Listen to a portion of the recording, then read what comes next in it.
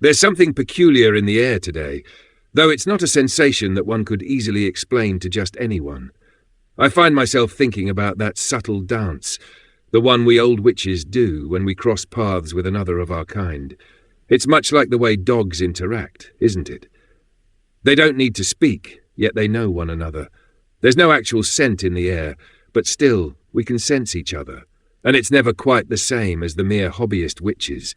Those modern ones who worship idols and fuss about with their rituals, oblivious to the deep current of tradition they merely skim the surface of. No, I'm thinking about the true witches. The old ones, like me. There aren't many of us left, which makes these encounters even more rare, more charged. It's not always a comfortable sensation either, brushing up against someone who knows the old ways. It's like catching the whiff of another's work in the woods. Real work, mind you, not the garish plastic ribbons tied around trees or poorly placed trinkets meant to mimic tradition. You know it when you come across it. The air seems to hum a little differently when someone has been working magic in a way that connects to something deeper, something older. It's a feeling that makes me reflect on just why there are so few of us left. And of course, I always come back to the same thing, central heating. Oh, it's not really the heating itself, naturally, but what it symbolizes, the comfort, the ease. I'm sure you remember the aches from past lives, the harshness of the world before we softened it with modern conveniences. Our craft, our magic, our traditions were once necessary just to survive. There was no luxury in it, no hobbyist approach. It was a matter of life or death, and those who couldn't survive the path fell away. Only the strongest, the most resilient, endured.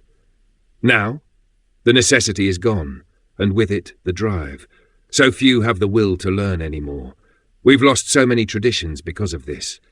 I've seen it with my own eyes, and yes, it's sad, but the worst thing we could do is water it all down in a desperate attempt to pass it on to someone who isn't ready or worthy. It's sacrilege, really. The spirits, the forces we work with, they never accept those who are unacceptable, no matter how much we might want them to. You can leave gifts, say parting words, but there's no tricking them. The magic knows. I see the temptation in others, though. There's a pull to pass the reins, the contracts, the legacy to someone, anyone, before time runs out. But so often it's left too long. The blood ages out, the ties weaken, and there's no time to train the next generation properly. Then, some try to find alternatives, those younger practitioners with grit but not the right blood for the path. I used to think the keepers, those outsiders with a fascination for our craft, could help. The magical groupies, if you will. They protected what we couldn't, or so we thought, until the time came when someone worthy would emerge. But now I wonder. The museums we once entrusted with our relics and artifacts, like Boscastle, how terrible it has all become. What was once a place of preservation has turned into something else entirely. Perhaps it's better to send our items off to the charity shop, or, better still, take them to the grave with us. There is dignity in letting a tradition die, like a plant wilting, its beauty spent but still remembered for what it was. There is also, of course, the Egyptian method, taking everything with you into the beyond. I see the allure of that too.